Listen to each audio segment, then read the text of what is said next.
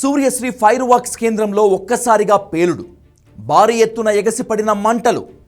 Vetlapalem G Medapadu మధ్య పంట పొలాల్లో బాణసంచా తయారీ. ప్రతిరోజు విధులకు 25 నుంచి 30 మందికి పైగా కార్మికులు. వేట్లపాలెం ఘటనపై చంద్రబాబు తీవ్ర దిగ్భ్రాంతి. ప్రమాదం జరిగిన స్థలాన్ని పరిశీలించిన చంద్రబాబు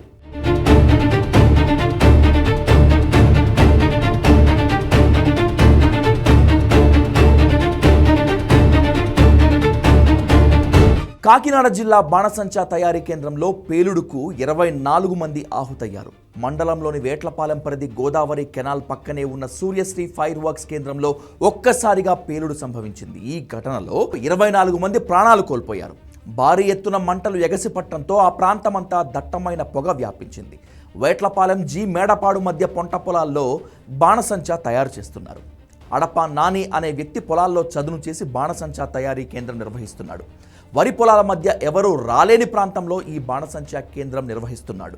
ఇక్కడ రోజు 25 నుంచి 30 మందికి పైగా కార్మికులు పనిచేస్తుంటారు. వీళ్లలో ఎక్కువగా మహిళలే ఉన్నారు. మధ్యాహ్నం తర్వాత బాణసంచా తయారీ కేంద్రంలో భారీ విస్ఫోటనం సంభవించింది. దాదాపు గంటకు పైగా పేలుళ్లు కొనసాగినట్లు స్థానికులు చెప్తున్నారు. పేలుళ్ల కారణంగా చుట్టుపక్కల గ్రామాలు భయాందోళనకు గురయ్యాయి. 5 గ్రామాల పరిధిలో దట్టమైన పొగ అలుముకుంది. స్థానికులు పేలుడు సంభవించిన ప్రాంతానికి చేరుకునేసరికి చాలా మంది అగ్నికి ఆహుతయ్యారు. శరీర భాగాలు చెల్లాచెదురుగా పడి ఉన్నాయి. కొన్ని మృతదేహాలు పూర్తిగా కాలిపోయాయి. ప్రస్తుతం బాణసంచా పరిశ్రమ యజమాని పరారీలో ఉన్నాడని ఆర్డీఓ చెప్పుకొచ్చారు.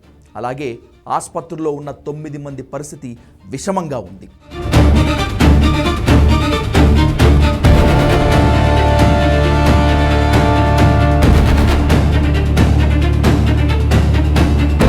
పేలుళ్ల కారణంగా చుట్టుపక్కల గ్రామాలు భయాందోళనకు గురయ్యాయి.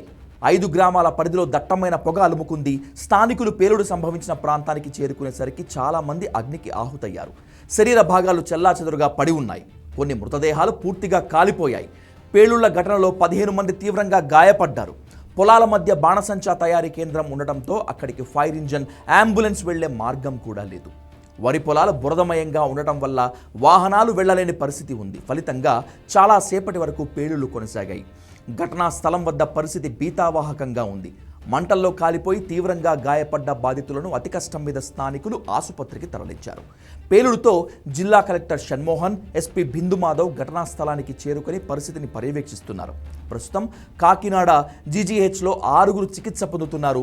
బాధితుల్లో వేట్లపాలెం వాసి కప్ప వెంకటలక్ష్మి, పెద్దాపురం వాసి మోర్తాసీను, సామర్లకోటకు చెందిన కేసీను, చిటికెల లక్ష్మి ఉన్నారు.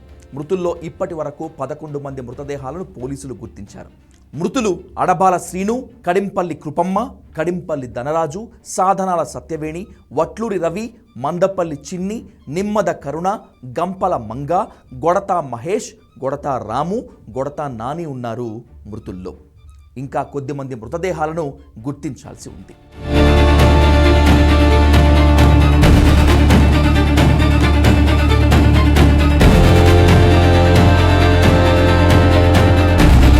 వేట్లపాలెం ఘటనపై ముఖ్యమంత్రి చంద్రబాబు తీవ్ర దిగ్భ్రాంతి వ్యక్తం చేశారు. ప్రమాదం జరిగిన స్థలాన్ని పరిశీలించిన చంద్రబాబు పేలుడు గురించి అధికారులను అడిగి తెలుసుకున్నారు.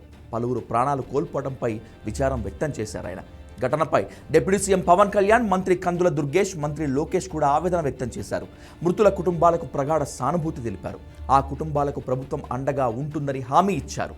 పేలుడు ఘటనపై ప్రధాని మోదీ తీవ్ర దిగ్భ్రాంతి వ్యక్తం చేశారు. ఈ ఘటన అత్యంత బాధాకరమన్నారు. మృతుల కుటుంబాలకు ప్రగాఢ సానుభూతి తెలిపారు.